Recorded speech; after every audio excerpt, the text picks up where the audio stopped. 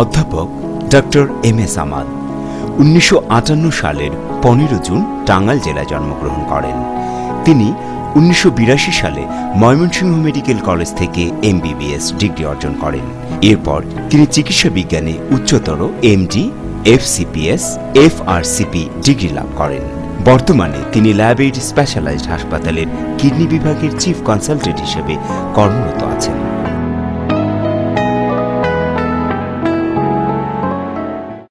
পাথর আপনারা কোথায় কোথায় দেখেছেন? পাহাড় পর্বত, রাস্তাঘাট তৈরি করতে, বিভিন্ন জায়গায় ঘরবাড়ি তৈরি করতে। কিন্তু সেই পাথর যে আপনার কিডনিতে থাকতে পারে সেটা জানেন কি? হ্যাঁ, কেন হয় এই পাথর কিডনিতে? এখনো কিন্তু বিজ্ঞানীদের কারণ পুরোপুরি খুঁজে বের করতে পারেনি।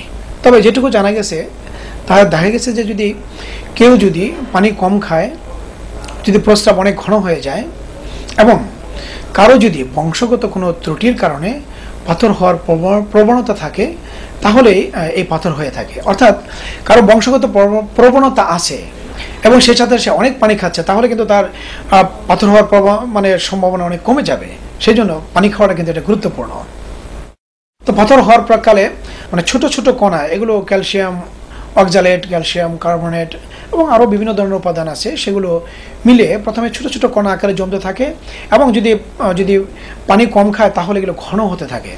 এই উপাদানগুলো যতই ঘন হয় তখন একটার উপরে আরেকটার উপরে আরেকটা স্তরে স্তরে জমে জমে পাথরের সৃষ্টি করে এবং এই পাথরগুলো সাধারণত কিডনিতে প্রথম তৈরি হয় এবং ছোট ছোট অনেক পাথর তৈরি হয় যেগুলো আমাদের অজান্তে প্রস্রাবের সাথে বেরিয়ে যায়।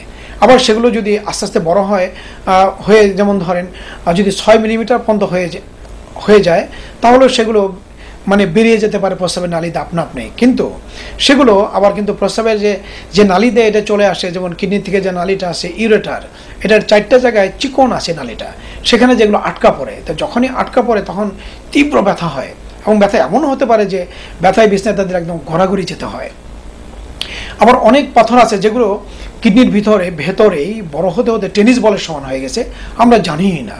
কিন্তু এখন আলট্রাসোনো বা একটা এক্সরে করতে যেয়ে আমরা এটা ডিটেকশন করে ফেলি যে তাদের ভিতরে পাথর আছে। তো পাথরের কোনো পূর্ব লক্ষণ আছে কি? আগে থেকে অনেক সময় এই লক্ষণ কোনো তেমন দেখা যায় না।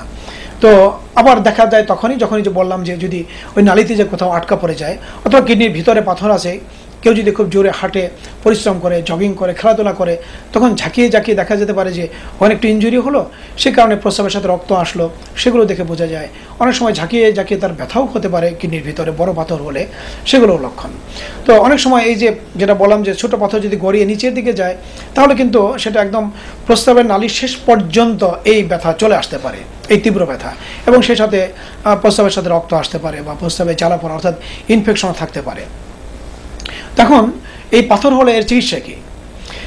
দেখবেন যে অনেক কবিরাজে বলে, তারা কবিরাজি করে বা বিভিন্ন ধরনের হার্বাল বলেন, হোমিও বলেন, তারা জাদুমন্ত্রের মতো ওষুধ দিয়ে পাথর বের করে দেয়।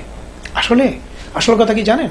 যে পাথর যদি আগেই যেটা বলছিলাম যে যদি ৬ মিলিমিটারের নিচে থাকে তাহলে ৯০% ক্ষেত্রে যদি আপনি পানি খান এটা একাই বেরিয়ে যাবে।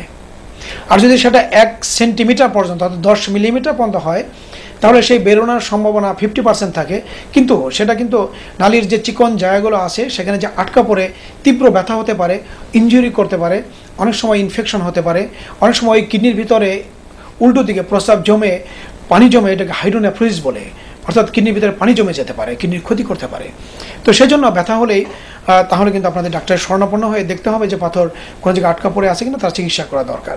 ডাক্তার দেখে আপনাকে বলে দিতে পারবে যে পাথরটা ছোট আছে, শুধু পানি খান, অপেক্ষা করুন, জগিং করেন, দেখবেন যে, এবং কিছু ওষুধ আছে ট্যামসেলসিন